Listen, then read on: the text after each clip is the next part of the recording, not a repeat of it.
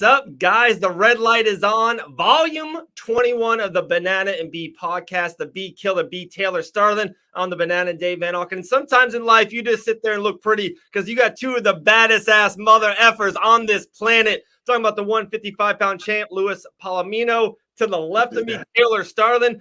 What are you guys like 9-0 and bare knuckle together? 9-0, 10-0? You guys don't know how to lose. That's right. That's right. Man. Yeah, doing good, man. Doing good. Man, appreciate you coming on. So much to talk about. Like, it's just one of those great times right now. A lot of things are brewing, a lot of things ahead, a lot of things in the past, a lot of things even in the past I would love to get to. So we'll just kind of have fun. We'll shoot it and take it from there. But let's kind of start 2 weeks ago, maybe 3 weeks ago now, KnuckleMania 2. First and foremost, let me ask you this. Just that no one's listening, just us. How'd it feel to be the main event? I think it's well deserved, you know. Yes. Yeah, we put in the work. We haven't, we've done what nobody has done yet so far. 4 title defenses, 6-0. Nobody has touched that record. So and we're challenging for the 165-pound title too. So very soon, we're gonna solidify things.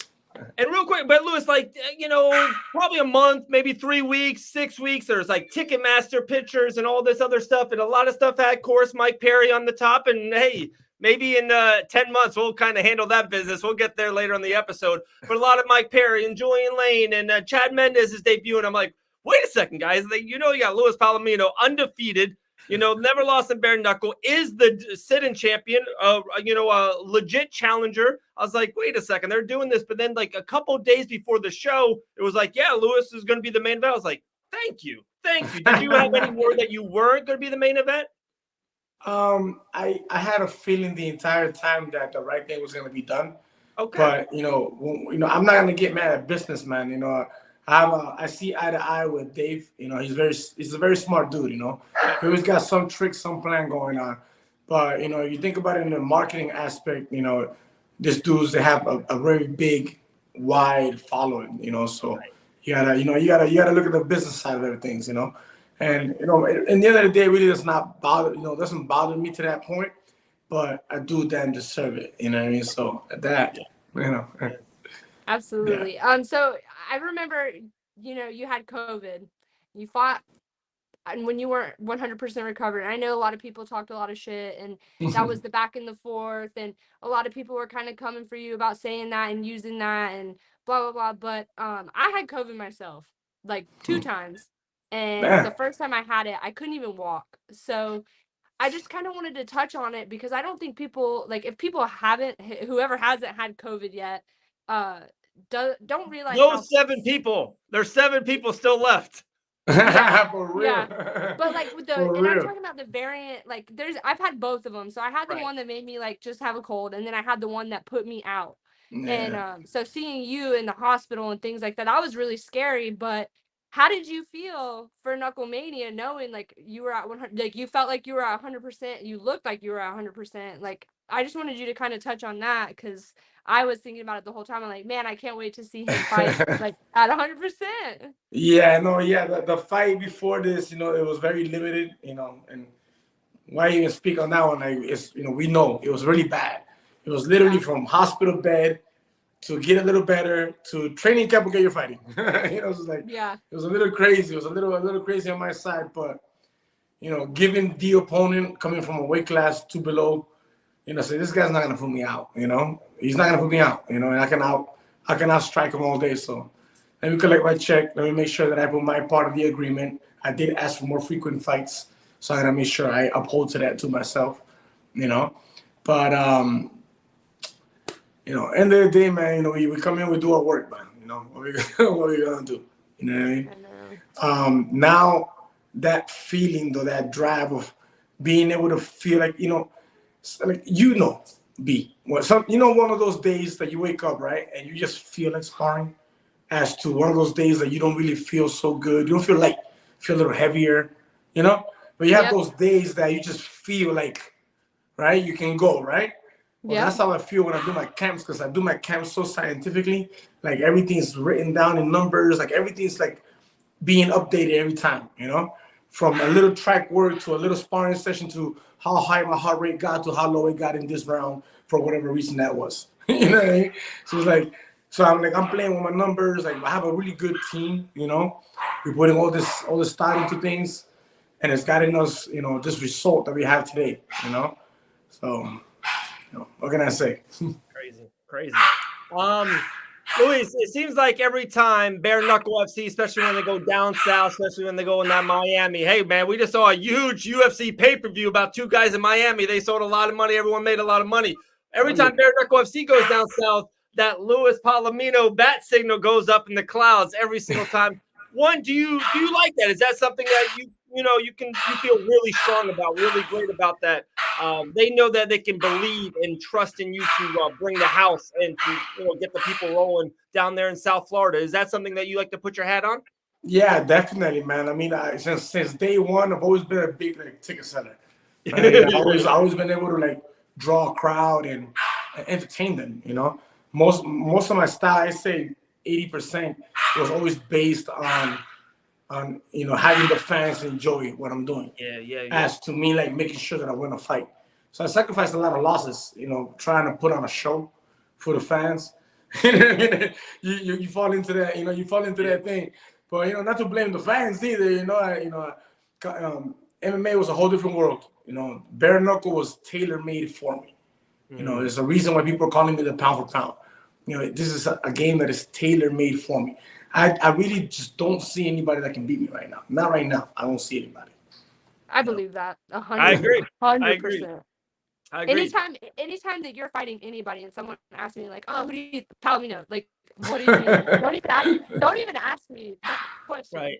And Taylor, before you go on, like Luis, and it's funny, like we've crossed paths and our circles no different. Like, but you and I, we've never really kind of talked one-on-one or just in a podcast session like this.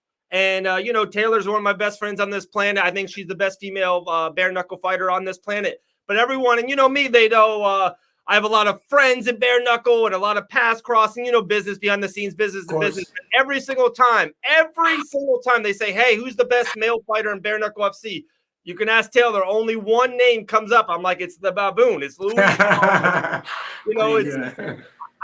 think you're in a weird way still underrated. Like how like Kamaru Usman maybe is a tad underrated. Still the pound for pound guy, and still maybe is underrated. I think you're in that same wavelength. It's how you do it, how not easily how you do it inside the ring, because it's not easy, but you look good, you look clean. There's scientific ways. Of course, you can brawl, you can be power. You got everything. Like you got nothing, no whole thing. Just man, I think a huge fan, like I said, and I'm so excited to see what's next, man. So excited for the Thank you, man. Thank you. Can I tell you guys a funny story about when I first ever met Palomino, and I know he doesn't even remember it. I don't even think I don't know if we've actually like ever like sat and talked, Luis, but in Miami when you fought Good John, right? Yes, Good John in Miami. Yeah, yes. I was in Miami when you fought Good John, and I remember it was like in the hustle and bustle of everything. And I seen you, and I was just like, "Oh my God, there's Luis Palomino! I have to say hi to him. He knows who I am. He has to know who I am." And I went up to you, and I said, "Hey, Luis, how are you?" And you looked at me, and you were like, you didn't say anything. You were like, "I'm good." And you just like, I knew you didn't know who I was. And it was just so funny because I remember I was just like, I'm an idiot. I'm such an idiot. Like, I can't believe he's about to fight. Like, what the fuck is wrong with me? But I just had to bring that story because it was just so funny. You were like, there was so many people around, and so I was like totally like not. No. Like, it's funny because you didn't know who I was. Jesus Christ. Or maybe I was caught up in the moment. That happens to me when I see red sometimes. You were just like, that's crazy. I'm trying to get out of my way. I was there. Maybe what was it? Probably 20 months ago, 22 months ago, maybe even before, because it was before COVID. I think. No, we were wearing masks. Dean Tool and myself was up there in Mississippi, and it was your first fight with a flag, and we were talking just kind of about you, and Dean Tool's a big fan of you and the history, and of course, all the fights you had, and just of course your fight style, and same thing, we were talking about you in the future, and he's like, man. They don't know that he's he's coming up on the scene now, and he's like, Dean goes, I bet you he goes on like in a 5-fight win streak run. And at the time, like you were in that title picture, and Jim Adler's looked amazing. He was doing his thing, and everyone thought you were going to be next. So when he said that to me, I was like, wow, He was wrong. Not 5 fights. You're on a 6-fight run. How good is it to be on this run? Is this like maybe the culmination of your career? Is this the best you ever felt? The best you ever doing? Is it can get no better? Or you still got one more maybe level to go? Man, it's crazy because I think it's a combination. It's funny, right? Because I'm 41 years old, right? I'm getting older, right? But I think it's a combination of my maturity, with how good my body still is. Like I haven't had any surgeries. You know what I mean? I know people that are like 20 years younger than me with like 5, 6 surgeries. Yeah. MCL, PCL, this and that, blah, blah. Like I haven't had those surgeries. I've been able to avoid them. I'm big on anti-aging, on anything that has to do with recovery. I'm doing it. If I have to sleep more, I'll sleep more. I have to get more massages, I'll get more massages. More physical therapy, I'll get more. Like I'll do what I gotta do to heal faster, because that's the only thing that has hindered me at this stage in my life, right? Where I don't heal as fast as I used to. So like my wife, for example, like calm down. Like my mind is so strong that I want to keep pushing my body through things without letting it recover. And you gotta come, to the realization that hey, sprung chicken, you don't heal so fast anymore, But being able to put all these things together, the maturity of, I know now when I can let go of that anger, I can access it at will. As to before, I would just come and like, okay, let me see. Whoever knocks whoever out. Okay, let's go. Boom. Somebody's gonna go to sleep. I just didn't care. But my trainer, Eric Castaños, I've been training with him now going on 6 years. He's the one that like cleaned up my boxing and like made me more technical.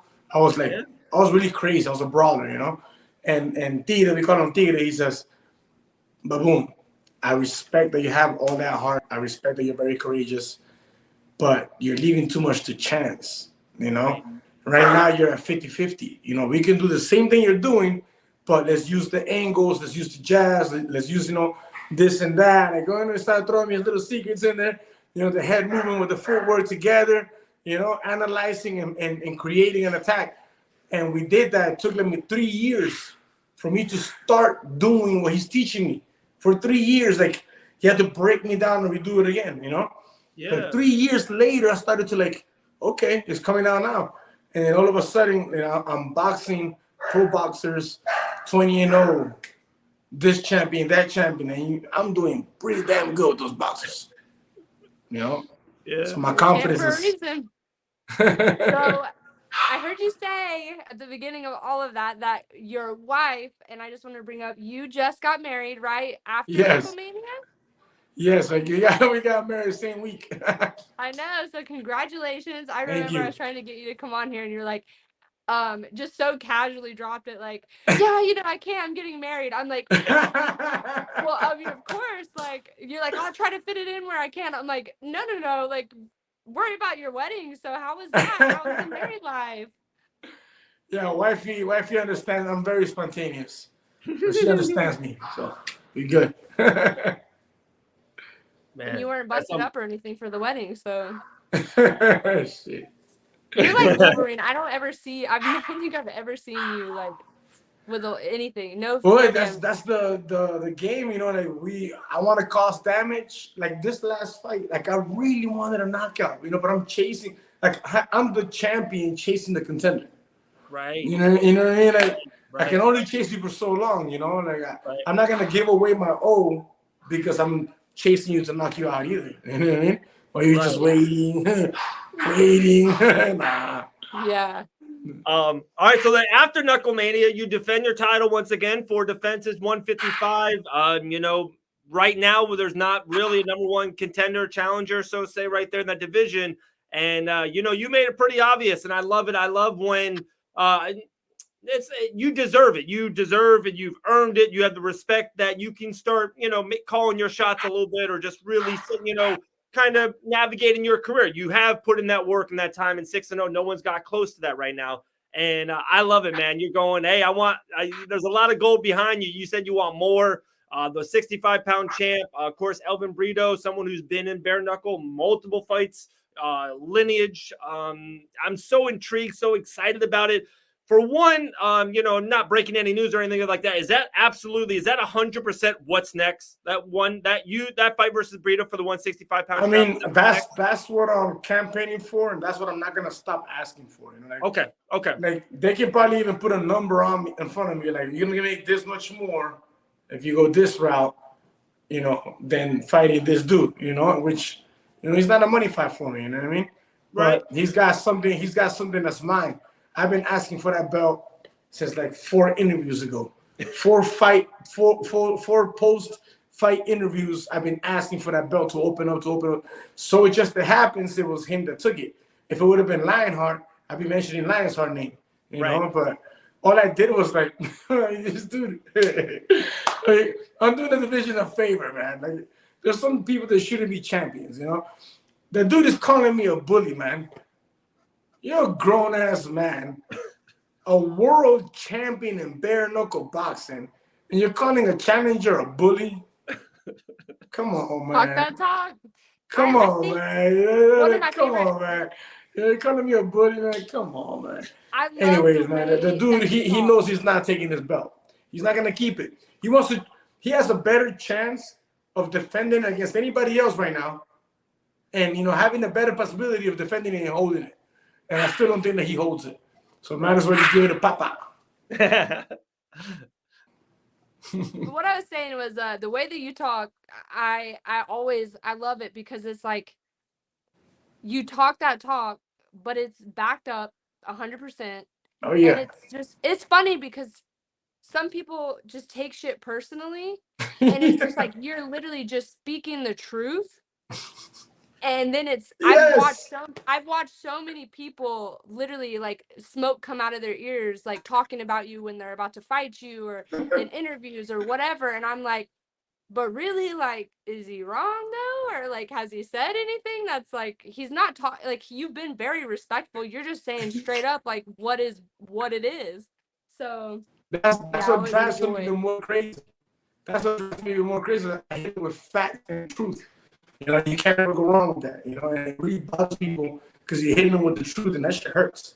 Yeah. Right. People. Right. If you say something outlandish or crazy, it's kind of goes back and forth. But when you're just speaking facts, the truth hurts. It hurts. It's different. It is for sure. One definitely intriguing question I have for you, and I really thought about you a week or two ago when David Feldman went on Ariel Helwani's show and mentioned that Triller bought major stake in the company, and that kind of Triller in a weird way is taken over. I know Bare Knuckle's still doing their thing, but I know Triller's kind of the boss now. Again, you're the face of the male side of Bare Knuckle FC. You're the champ, going for a two weight class champ. How do you feel about Triller taking over? I think it's great, man. Look, in the end of the day, I think he was looking for something like this. He's taking the company as far as he can go. With his resources, and big boy in to go back him up. And look, I don't think he's going anywhere. I think he's going to be there, making it happen now with less worries. And it's only time to keep growing, man. I mean, look, BKFC, Bare Knuckle as a whole, it's inevitable, man. The where it's headed, like, we know where it's headed. You know what I mean? It's going to keep growing. Just for the simple fact that you don't have to wait to build fighters. We can build fighters at the same time we can bring in fighters from MMA world, from boxing world, even from kickboxing world, even karate. Karate people, they used to spar without gloves and makiwara, conditioning the knuckles, which is what I do. See a little color on them, That knuckle conditioning. Color on them. What is that, like your little? You gotta condition them. Your bamboo stick, because I condition my knuckles too, but I watch your stuff and I'm like, I gotta figure out what he's doing. It's called makiwara. I've shared it. I've shared it lately.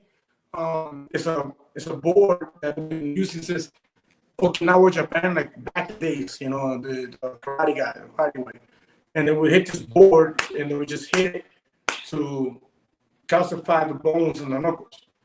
And you see, man, this old Japanese just breaking the whole board. Like, damn. I want to get there one day, but I'm not there yet. But I don't bleed no more. Before I used to bleed. So I don't bleed anymore. Wow. So at least that part got better. Hey, Luis, I'm going to take you out and take you back in. Looks like it's lagging a little bit. Let's see Yeah. if we can get it back in. That's crazy, Taylor, that his knuckles don't bleed. That's wild. Yeah, but see, I have one of those boards, but he hits Yeah. like I've seen him hit this like bamboo His stick. board with like kind me. of has more movement. It goes back and forth a little bit. Yeah. Reflection, yes. I need to put my board on that. Yeah. But it does help. Like when I fought Hannah Guy, I was hitting the Makiwara board a lot more, and I, my hands are fine. When I fought Teresa and never knew what knuckle conditioning was, my hands were like this big. Yeah. One of the last questions I got for you, Luis. Like I said, I don't know. It's kind of lagging up a little bit. Hopefully, it's good and maybe it gets back and going. But one question, and I know, like you said it 4 times in a row, and I don't want to look past it or because it's a big fight. You winning 2 championship belts would be humongous. I think it would be a major statement. 7-0, 2 weight class champ would be a big deal. Is there someone on the horizon? 2 big names just kind of jumped into bare knuckle at KnuckleMania. Mike Perry, Chad Mendez. Is there someone outside of it? They brought in Good John a year ago, year and a half from a different country of that sorts. Is there someone in, the UFC or Bellator? Is there a name or two that you would be like, wow, Dave, at the end of 2022 or early 2023, I would love this. Like this would be pretty big, be a money fight for me. It would be a great fight for the fans. Is there anyone on the tip of your tongue? Look, if I can pick and choose, if I can actually be saying, okay, I want this, right? Mm-hmm. Then I would go with the fight against Brito first, pick up my hardware, right? Okay. Anyways, I pick up my hardware. Look, right now, my contract's over. So they gotta negotiate a new contract, right? Oh. So I rather go and pick up that belt, and we talk about what we're gonna do, And I would like Chad Mendes next because I wanted him like right now in his last fight, but he was supposed to debut November 6th. I don't know what happened. I have no idea what the story is. But he didn't debut. He ended up debuting now. Right. Which would have been us fighting, So that's why I put myself to that fight, really. Because I needed to do that fight first to then go to that fight. So there's no reason why I pushed myself. But he's not debuting. And he ended up debuting now. So that fight didn't happen. So I would like to pick belts for Brito. If Chad wants a shot at the title, that's a money fight. Let's do it. The money's right, let's do it. Let's make some money now, right? That's once I get that, I have to defend the 165-pound title. I have to defend it, So I wouldn't. I'm at this point in my life, man. I'm more about my legacy than making money. Like I know that I'm gonna make money. I already have a couple of businesses that I'm working on. I'm gonna be okay. But as far as fighting, I put 16, 17 years into this already, I want to make sure that I stamp my legacy. I think I deserve the shot at those titles. I should be the first one in BKFC history that obtains them, that defends them. So, if I want to defend it, that would make that other fight I'm about. I have to defend it. So, to me, the biggest name would be the real importance of the 165-pound belt. We already know it isn't about taking it from Brito. We already know we're going to take it from him. It's who I defended against. You got some good names up there. Yeah. You got, what's his name, that's fighting this weekend? Rickles? Richmond? From England. Huh? Rickles and Richmond? Who? Rickles and Richmond? Yep. Richmond's sick. Rickles looked good in his last fight. Right. Right. Yeah, Tierney in the same weight class too, no? Tierney? Yep. Mm-hmm. Yep. I mean, look at all those hands. Look at all those hands. I love it. That's not to play with. Right. That's high level shit. Yeah. Man, Luis, like I said, man, it has been an absolute pleasure, but it's lagging a little bit. We'll definitely get it going. It was phenomenal talking to you. If you can still hear us, like I said, I think you're absolutely, unquestionably the pound for pound best male fighter on the roster. 155-pound champion, 6-0. Really excited. Hopefully, you and Brito, maybe spring, maybe early summer. That would be a phenomenal big time fight. Maybe next month. My hands are good. I feel good. Man, hey, wait, you know something, come back up for a quick minute. He looked a little chunky when I saw him fight. He looked a little too much. He looked really big and not in the good sense. He looked bloated. Ooh, Mhm. man, that's Mhm. great, man. Hey, And she laughing because she knows fighters are worse than females with the weight. That dude was bloated. my guy, appreciate you, Luis.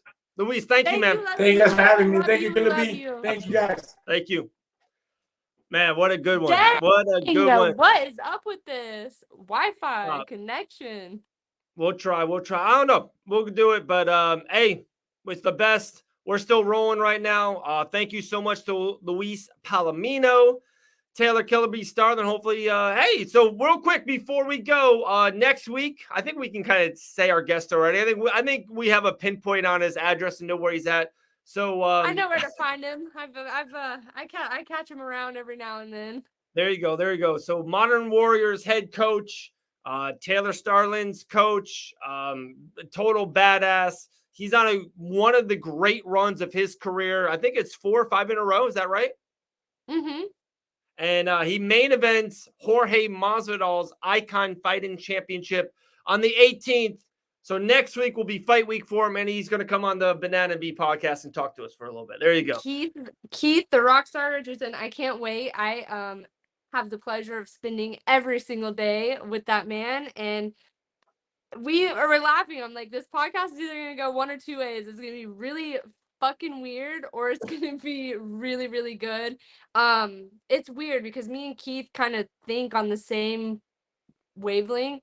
He's definitely a lot smarter than I am, but me and him kind of know each other like the back of our hand. So I'm very excited for him to come on. I feel like I could do the podcast as Keith Richardson and know exactly what he's gonna say. And he's been busting his ass, so I'm very excited for him to fight, and it's gonna be a good time. And we love getting together with the banana, the bee. We're just a family, so it's so cool, and we get to see each other. I We know. get to see Like each other we didn't know too. when was the next time, and then boom, we're around 15 days away, or somewhere in there, or not even. I don't know. It's close. It's on the 18th. Like 10 Icon days. Fighting Championship, Miami, Florida. It's a beautiful location, beautiful place. I cannot wait to get down there. So much stuff is going to happen. So excited. But yeah, that's next week. So just roll. I'm excited that I'm not fighting. I know. I was gonna say, like, you don't have that pressure. You don't have to weight cut. You can just go. We'll have some good food. Yeah, like, well, it'd be a good time. So, I'll bring the recorder as well. So maybe we'll do a little episode. Hey. There's a lot of people that's gonna be there too because the next night there's another event.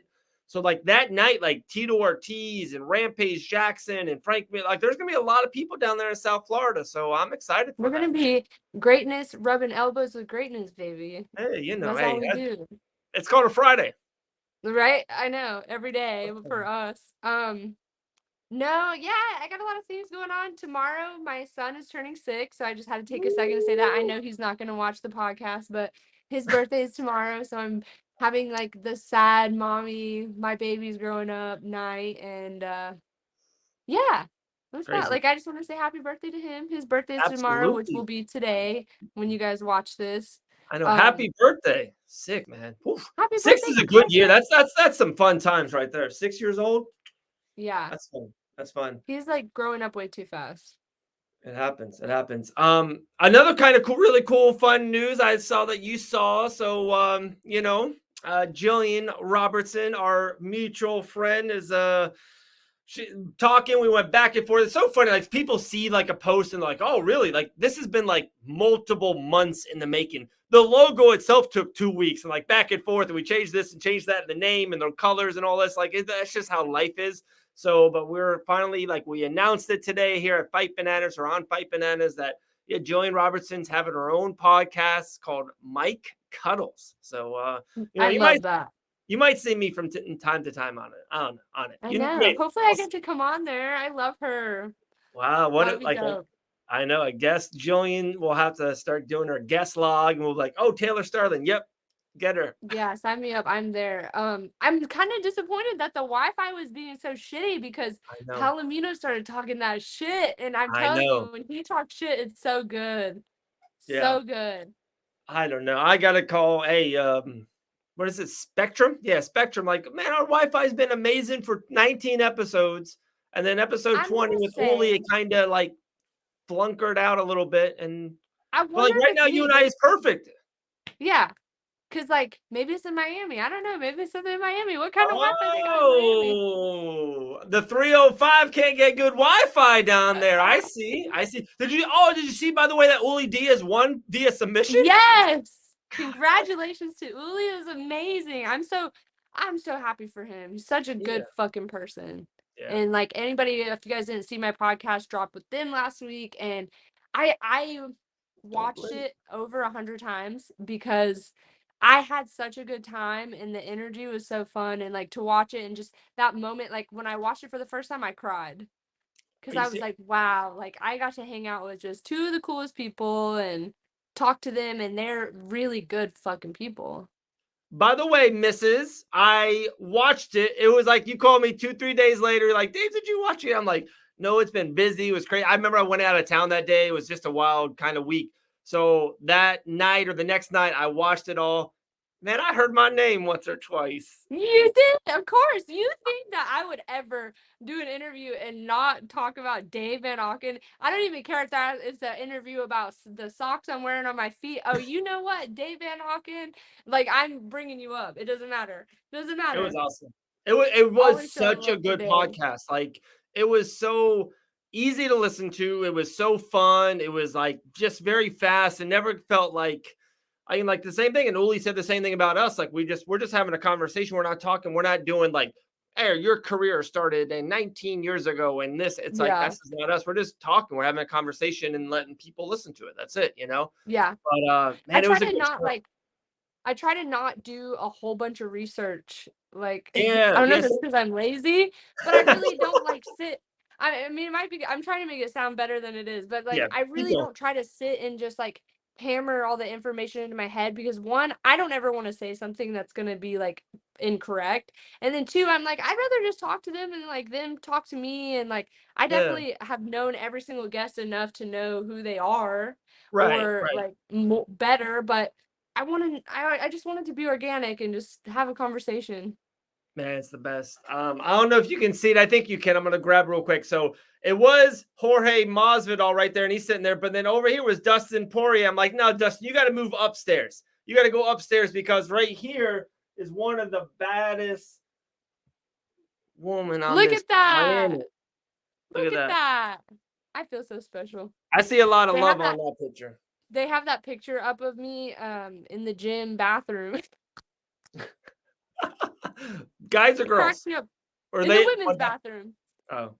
But men go in there all the time. But it's the women's bathroom. But I'm always like, yeah, when you guys take a piss, you can look at me on the wall for inspiration. Hey, they could be doing worse. Right. Oh my goodness. All right, we're rolling. That is the 21st volume of the Banana and Pea podcast. Like I said, we're still we got some cool things lined up and some fun stuff that we're gonna do. And like I said, I think we're gonna, in a weird way, soon transfer. We're gonna put different logo. I don't know. We got some fun stuff. We're gonna be doing some things. I'm excited. Can't wait. Miami, Florida, just a week and a half away. Next week, episode volume 22, I should say. Keith Richardson's coming on, and to many more. Taylor Starling, you're the absolute best. Killer B, keep training, keep kicking butt, and we'll talk to you soon. Happy birthday to your son. Thanks, Dave. You're the best. We love you guys here at the Banana and the Bee. Bye.